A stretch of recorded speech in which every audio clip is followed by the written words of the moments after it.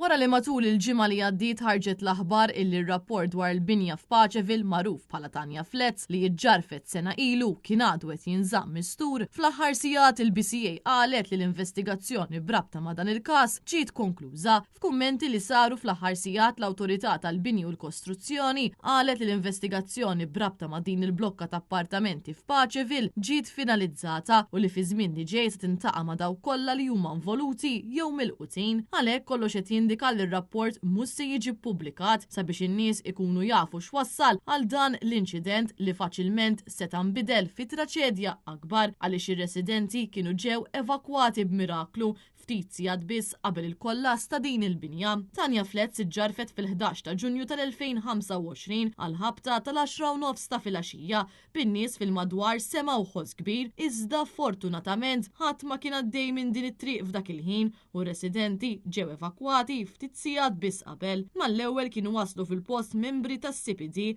pulizija kif ukoll ambulanzi bl-awtoritajiet saħansitra użaw drone sabiex jassiguraw li ħadd ma kien inqabad taħt it-tifrik. Propju ftit jiem qabel ma weqed din il-binja numru ta' professjonisti, inkluż il-perit Christopher Mintoff, u rew tħassib kbir għal fatt li din il-binja kienet spiċċat b'difetti strutturali serji hekk kif biswid din il-blokka kien għaddej twaqqih ta' bini. Dan apart il-fatt li Mintoff kien qajjem tħassib 5 snin qabel ma seħħ dan il-każ. Infatti f'Mejju tal-2020 huwa kien għamel rapport fejn wissa li x-xogħlijiet li saru sena qabel ikkawżaw ħsarat kbar f'Tanya Flats u li kienu ta' periklu kbir għal bini tal-madwar u allura dan ifisser li l-awtoritajiet kienu ilhom 5 snin jafu bil-problemi iżda ma ħadux azzjoni.